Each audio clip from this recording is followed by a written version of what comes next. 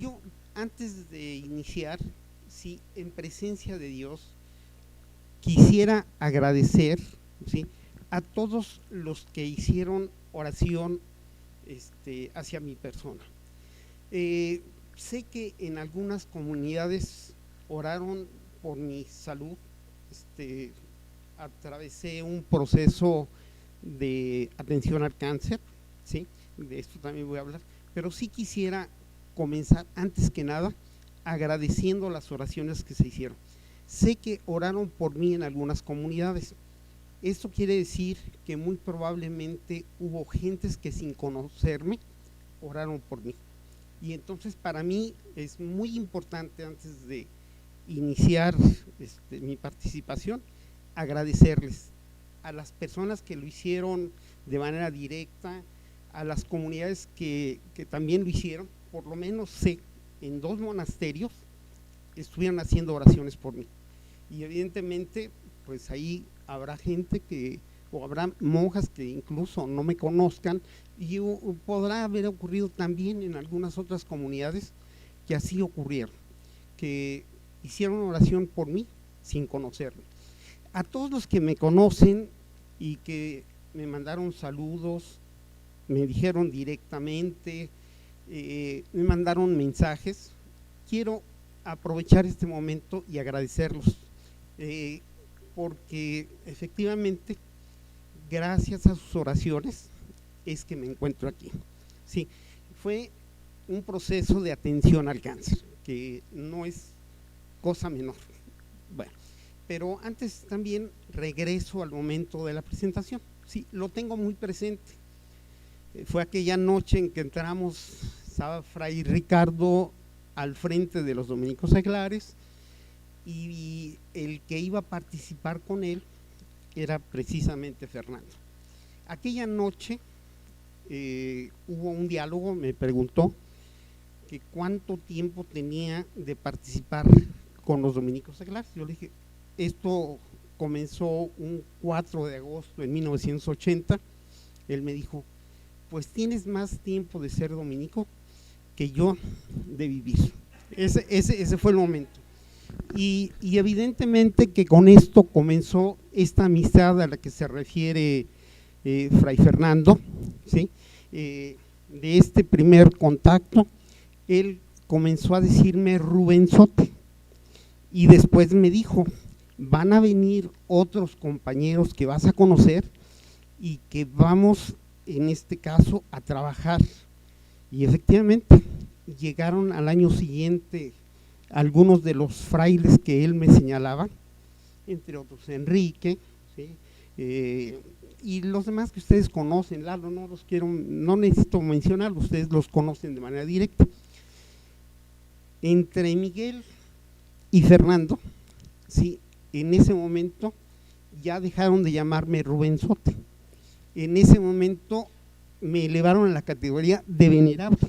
Me dijeron, es el venerable Rubén. Seguimos caminando, y después, para mi sorpresa, el año pasado me dijeron que ya me habían elevado a Beato Rubén, ¿sí? ¿Qué es lo que ha ocurrido? Que ante este proceso, el día de hoy Mica dijo, yo te acompaño, a ver qué me toca a mí. Y evidentemente, aprovechando la oportunidad, nos acompaña. Pero quiero señalar que ella es parte protagonista de este proceso, y por eso es porque también está presente. Evidentemente que estos calificativos, ¿sí?, yo podría decir que obran más por esta amistad que tenemos que por algunas otras cuestiones. Es cierto, he participado en la orden, he podido pasar por distintos procesos, y evidentemente que ha transformado mi vida. Particularmente yo debo decir, yo llego al convento de Santo Tomás de Aquino, pero de manera muy diferente a muchos de los que ingresan en cualquier ámbito de la orden. Muchos, o por los hábitos blancos, o por el carisma de la orden, o porque les gusta un templo. Pues yo quiero decirles que yo no llegué al convento Santo Tomás de Aquino por alguna de estas circunstancias. A mí me llevaron, y puedo decir que contra mi voluntad. Así también lo puedo decir y debo señalarlo. O sea, no voy a meterme mucho más, pero debo decirlo, yo soy el segundo de 5 hermanos y huérfano a los 9 años. Mi padre, fue sastre de una colonia muy cercana aquí, Guadalupeín, que era básicamente de refugiados alemanes, que por cierto, muy buenas personas, pero junto con ellos había algunos ricos, porque es una colonia de ricos, y ellos de alguna manera pues nos decían, éramos los hijos del sastre, y no dejaban a sus hijos juntarse con nosotros. Pero nosotros éramos 5, 4, vivíamos con mi papá y éramos muy creativos en los juegos.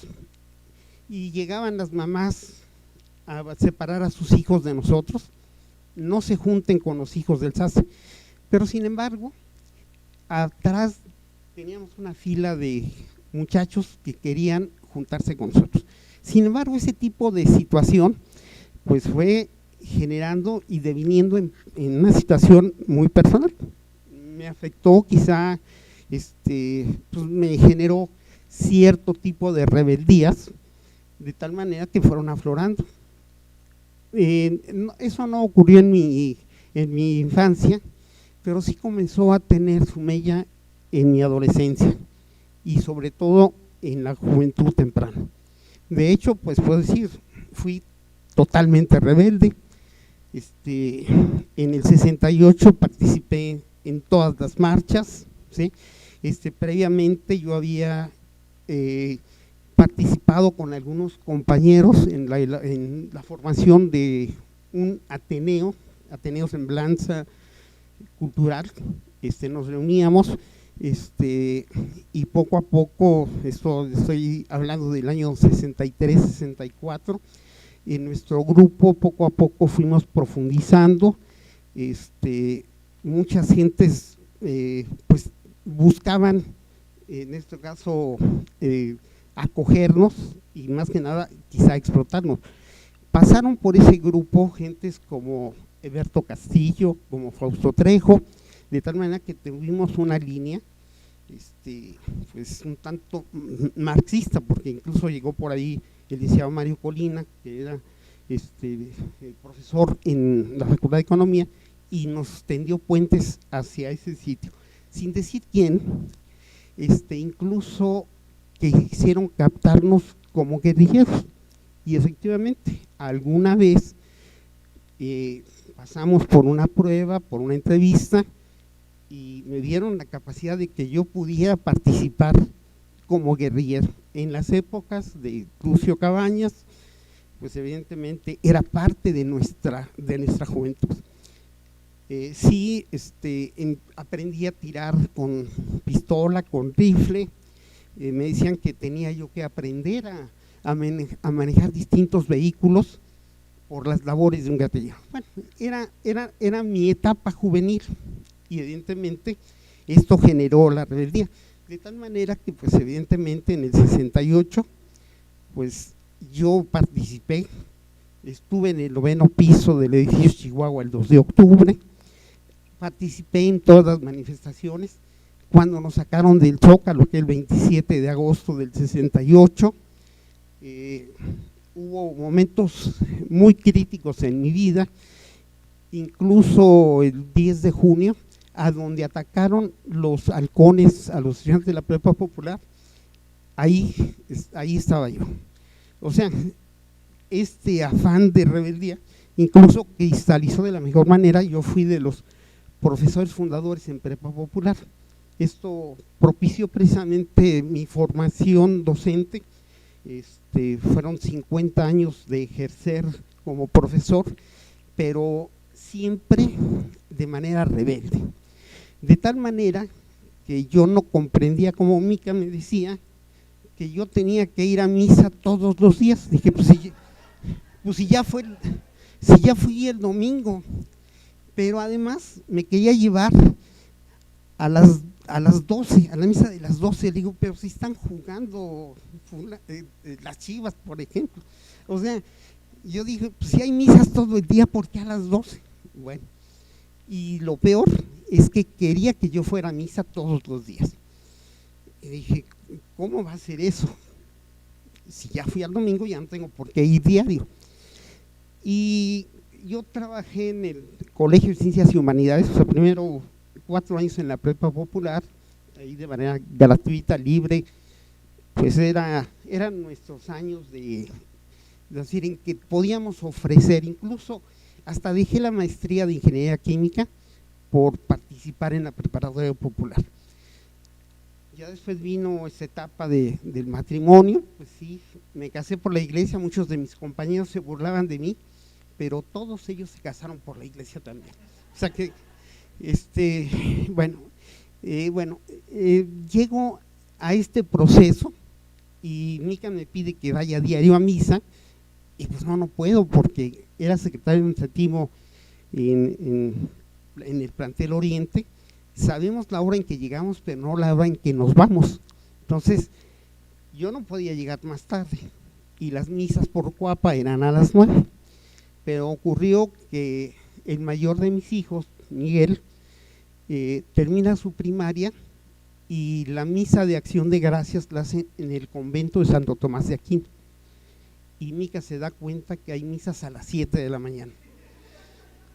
Entonces ya no tenía para dónde hacer, ¿sí? Comencé a ir al convento de Santo Tomás de Aquino, pero de manera rebelde, y eso yo se los digo, no me da pena. Yo en ese momento en el convento había 20 y tantos frailes, estudiantes, y a veces acudíamos 25, 30 fieles, y yo llevaba una estadística. A veces éramos más fieles que frailes, y a veces eran más frailes que nosotros, y yo llevaba la estadística. O sea, esa era la forma en que yo iba a misa en ese momento, y así es como me llevan al convento. O sea, no voy como muchos de ustedes que llegan y ven una capilla bonita, o ven frailes que hablan bien, o que les atrae su personalidad. No, yo llegué porque me llevaron, así lo quiero señalar. Ahora, ¿por qué lo señalo esto? Porque comencé poco a poco a caminar, poco a poco nos hicieron parte de ese convento. Fray Paco Quijano un día nos dijo, ¿y por qué no traen a sus hijos a la posada? Y Fray Ángel Melcón es una persona a la que yo estimé mucho, porque además me hizo el favor de que pudiéramos revisar los documentos de la orden, o sea, los que se refieren a los dominicos seglares. Él los tenía en latín, él sabía cómo fue la normativa que le llamamos nosotros, ¿sí? En latín, y lo pudimos revisar y lo pudimos modificar. Incluso me tocó, cuando estuve a cargo de los dominicos seglares, hacer una propuesta que existe todavía tienen algunos estos ejemplares, y eso me ha permitido ir cambiando. Todos aquellos mis amigos, que por cierto sí nos vemos, y evidentemente con cierta distancia, porque yo participo más ya en la orden, puedo decir que ahora mis amigos son gente de la orden, ¿sí? Los he cambiado por ellos, simplemente he estado más dentro de la orden, y me ha llevado a caminar en este sendero de la orden. No tan solo hay frailes amigos dentro de la provincia, he llegado a tener amigos incluso o conocidos fuera de esta provincia. Fray Samuel en Perú, hasta el maestro de la orden, Fray Carlos Aspirós en Argentina, cuando fue allá, se acercó a la mesa en donde yo exponía, se puso un sombrero de charro que yo llevé, y decía viva Zapata. O sea, he tenido una serie de vivencias así como tuve vivencias muy trascendentes en mi vida de rebeldía, también las he tenido dentro de la orden. Y todo esto me ha permitido poco a poco ir modificando mi vida, de tal manera que cuando llega el momento en que el urólogo me dice una buena y una mala, dije, pues, la buena es que me dijo, usted no requiere cirugía. La mala es que usted tiene cáncer en la próstata y requiere de quimioterapias y de radioterapias. En ese momento yo me decía, pues mejor que sea cirugía y nos olvidamos de lo demás. Pero gracias a Dios, y así lo digo, y gracias a todos estos momentos, puedo decir que hubo la oportunidad de poder enfrentar este proceso del cáncer a través de radioterapias y quimioterapias. Esto lo hice aprovechando que tenía un año sabático a fines de 2016, de 17, a fines de 17, comenzó mi proceso ya de atención al cáncer en el año de 2018. Y debo señalar que después de distintos estudios y de trámites, finalmente mis radioterapias comenzaron el 19 de febrero de 2018. ¿Por qué tengo grabada esta fecha? Pues porque básicamente esa fecha comenzaba la Cuaresma. De tal manera que mi atención al cáncer, mi primera atención a través de las radioterapias, coincidió con la Cuaresma. Fueron 40 radioterapias en este proceso. Y esas, como bendición, quiero señalarles que me prohibieron varios alimentos. Ese fue mi ayuno cuaresmal. Y quien ha pasado por una radioterapia sabrá lo que es, en este caso, un desierto cuaresmal. Le quitan a uno casi toda la ropa, pasa uno con la ropa interior exclusivamente, con una bata, lo suben a la plancha, lo preparan a uno, y cuando comienza, si son varias personas, y cuando comienza la radiación, todo el mundo corre, de tal manera que queda uno solo. Gracias a Dios, las salas de radioterapias en Médica Sur, está uno boca arriba, y en el techo hay la imagen del cielo, de tal manera que ahí en ese momento puede uno hacer oración. Y yo me acuerdo que en cada una de las radioterapias decía, Jesús, si quieres, puedes sanarlo. Y podía yo ponerme a orar por muchas de las gentes, por la hermandad, por frailes, por muchos momentos en los que duraba esta radioterapia. Y gracias a Dios pasaron los 40 radioterapias, lo que implicó el ayuno y el desierto cuaresmal. Y providencialmente en la Cuaresma del año pasado vinieron las quimioterapias, que fueron 6. Las quimioterapias tienen momentos muy difíciles. De hecho, las reacciones secundarias que están asociadas son bastante severas, de tal manera que de la tercera a la cuarta radioterapia es un proceso de 3 semanas. Cada 3 semanas uno acude a la quimioterapia, pero las reacciones secundarias le generan a uno muchas privaciones. Y yo recuerdo que de la tercera a la cuarta, 4 días no podía comer ni podía tomar agua, porque el agua sabe horrible en estas condiciones. O sea, se modifica mucho los sentidos. Recuerdo que el 1 de julio del año pasado yo le dije a Mica, que era suplente de una casilla, vete a la casilla temprano, domingo 1 de julio, yo voy a misa y regreso a votar. Caminé como 25 o 30 metros hasta el coche, lo prendí y ya no me sentí preparado, me sentía tan débil que cosa de 1,5 kilómetros no lo pude manejar.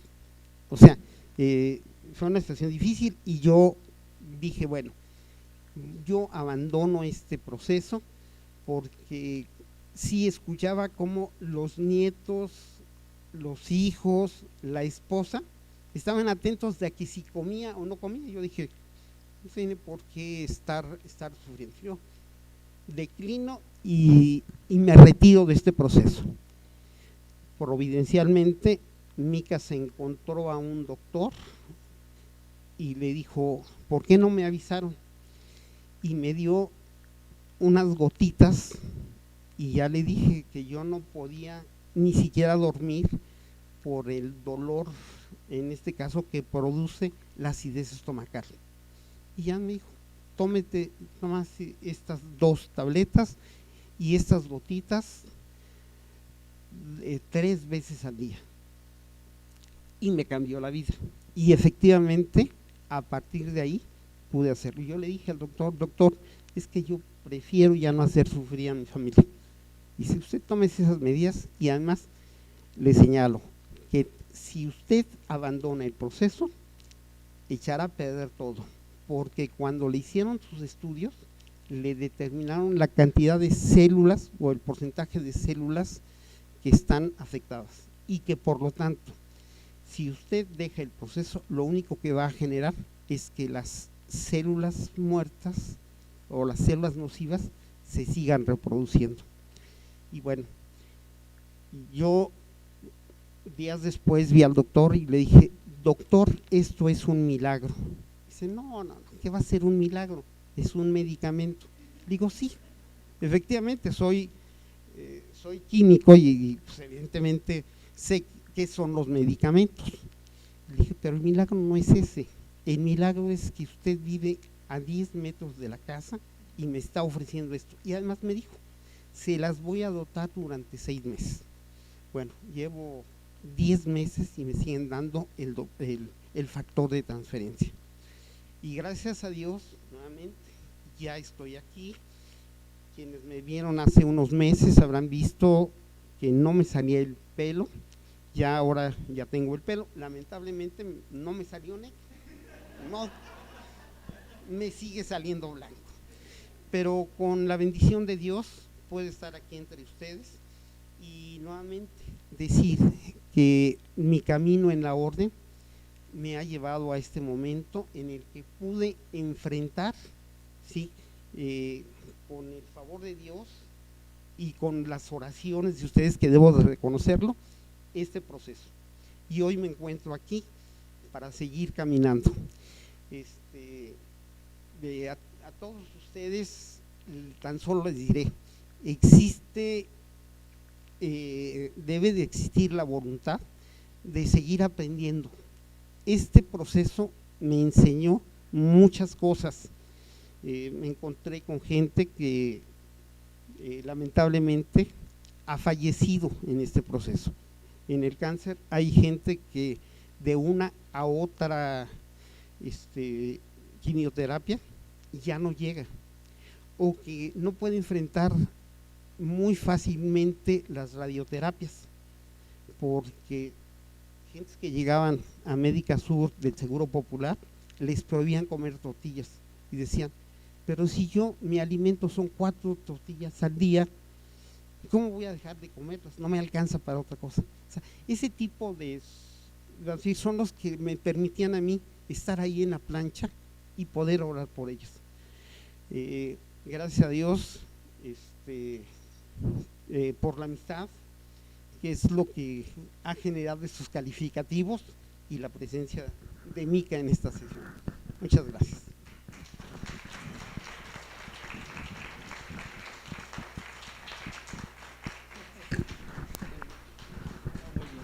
No te vayas, no te vayas. Le agradecemos yo enormemente a Rubén por estas palabras. Yo, cuando platicamos, cuando tuvimos oportunidad de conversar, porque nos aventaron al ruedo, Rafa y Enrique, sí nos dijeron, pues van juntos y bueno, llegó el momento de ponernos de acuerdo, de saber cómo identificar la manera más adecuada de abordar esta temática. Y gracias, Rubén, por abrirnos el corazón. Cuando una persona abre el corazón a otra, eso también es un milagro y eso también es una bendición, y es lo que hemos vivido en este momento. Pero antes de pasar a lo siguiente, quiero que no perdamos de vista que la experiencia de una persona concreta que nosotros queremos, yo me atrevería a decir que sí, que queremos de una u otra manera, esta experiencia es, o la temática que está de fondo, es la que estamos hablando. Son las virtudes cardinales. La frase que nos inspiró al principio fue: no nos interesa, o no es nuestro interés principal, las cuestiones teóricas, sino las prácticas, las que nos llevan a las decisiones, y a las decisiones que pueden marcar un antes y un después en nuestras vidas. Así que retomaremos la experiencia de Rubén, si nos permite, si nos va a permitir, porque ya lo hablamos, solo estoy alardeando, pero hablaremos de esto y lo retomaremos para hablar de cada una de las virtudes cardinales. ¿De acuerdo? Pues otro aplauso para Rubén, por favor.